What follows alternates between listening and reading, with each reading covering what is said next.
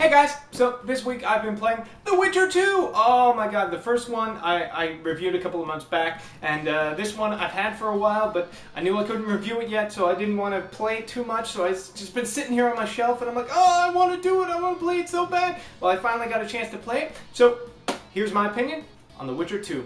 The Witcher 2 is the sequel to 2007's cult Polish RPG hit, The Witcher. If you saw my review a few weeks ago, you know I really liked the game, but I had some problems with it.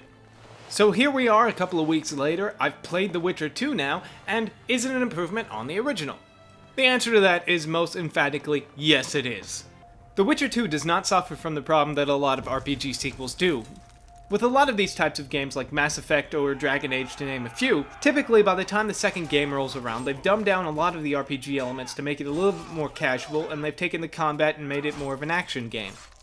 With The Witcher, they've certainly not dumbed down the RPG elements. They just took the things that were annoying as hell and got rid of them. As for the combat, it certainly was my least favorite part of The Witcher. In this sequel, the fighting certainly has a lot more action, but it's kind of thinking man's action because you have to worry about blocking and parrying. The combat plays out a lot more like Arkham City or Assassin's Creed, except you don't got I win counter button. Jumping into the middle of a bunch of enemies and just swinging your sword around is certainly going to get you killed very fast.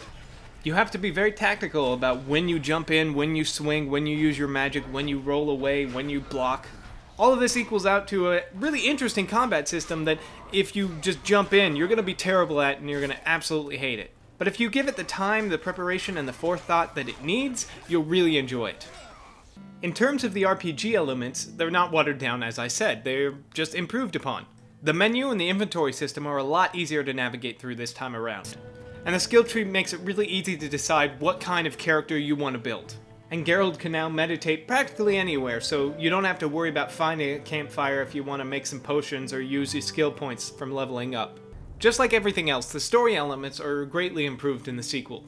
The characters are all really compelling this time around, the voice acting has been improved upon, the narrative and the through line are all really good, and the choice system that I loved so much about The Witcher 1 has been brought into The Witcher 2 and improved upon like everything else.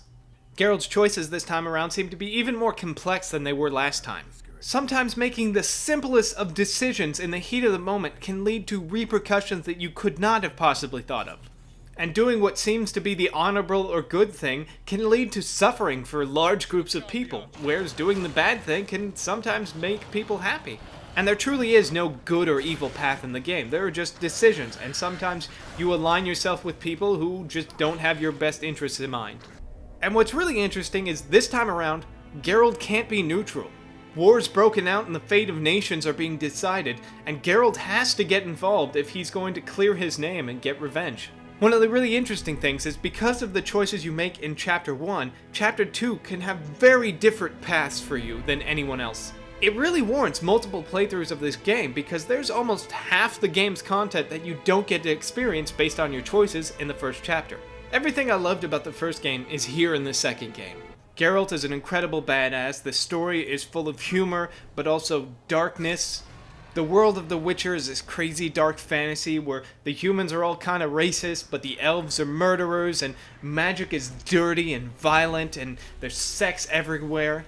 And the game just stands out as what a true hardcore RPG should be. Troll be good, troll or kill anybody. You better not kill anybody anymore, or I'll cut your head off because I'm a witcher, and then I'll have sex with Pretty Lady. Hey, sorry. Witcher 2, yeah, speaking of it, oh my god, it's amazing. It's really good. It doesn't dumb down the RPG elements like a lot of these sequels tend to do. It has everything that I loved about the first one and improves upon it. It takes the kind of arguably stupid combat from the first one and makes it really good. The choices, the characters, it's just so pretty a game. You can play with your Xbox controller. It's amazing. It's definitely, if you have a PC that can run it, get it.